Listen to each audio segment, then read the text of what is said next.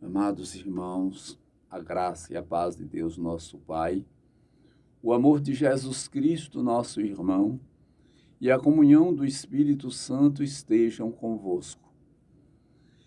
Meus irmãos, a igreja, neste tempo do início da pregação, vai nos contando os acontecimentos também, no sentido de como foram escolhidos, quem foram os escolhidos, a separação dos 12, o envio, as qualificações daqueles que seriam enviados, com que missão.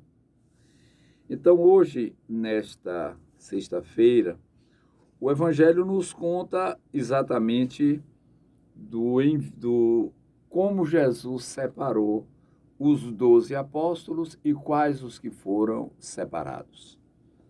Esta palavra colocada para a nossa reflexão, naturalmente que pergunta a cada um de nós, que fomos escolhidos pelo batismo, que resposta estamos dando ao convite que nos foi feito, no sentido de seguirmos o que nos anuncia o Evangelho e colocar em prática este mesmo Evangelho por ele anunciado e seguido hoje pela igreja.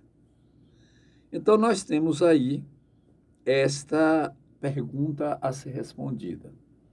Esta pergunta será respondida pelos nossos atos, as nossas práticas de vida, o nosso comportamento diante da sociedade do nosso tempo, como cristãos que somos, é o indicador de como estamos seguindo o Evangelho de nosso Senhor Jesus Cristo. Nós sabemos da dificuldade que há no mundo moderno em preservar certas práticas consideradas hoje em dia como cafonas. Entre estas práticas, por exemplo, o perdão, a reconciliação, o amor ao próximo, que são coisas para o cristão de grande significado. Nossa missão de, por exemplo, perdoar, não se restringe àquele perdão, como se diz, até 3 vezes. O apóstolo Pedro pergunta a Jesus sobre perdoar até 7 vezes. E ele manda que se perdoe até 70 vezes, 7 vezes. A questão do perdão é eu me avaliar em relação à falta cometida pelo outro. Não seria eu capaz de produzir o mesmo erro? Que direito tenho eu de me colocar acima do outro na questão do errar? E se o meu erro cometido for pior do que aquele que eu imputo ao meu irmão? Por isso Jesus manda perdoar indistintamente e perdoar até 70 vezes, 7 vezes. E nós, meus irmãos, somos duros nessa questão de perdoar. Nós não abrimos a guarda. Nosso perdão é dado de uma forma muito alegada. Nós perdoamos e resmungamos, jogamos na cara, como se diz, e necessariamente aí não há o perdão. O nosso problema maior também é o esquecimento. Está escrito lá que nós seremos julgados de acordo com os nossos julgamentos. Toda vez que nós julgamos com dureza o nosso irmão, nós estamos nos submetendo ao mesmo julgamento nas nossas práticas faltosas. E muitas vezes nós não avaliamos por esse lado, porque nós nos consideramos um caso à parte.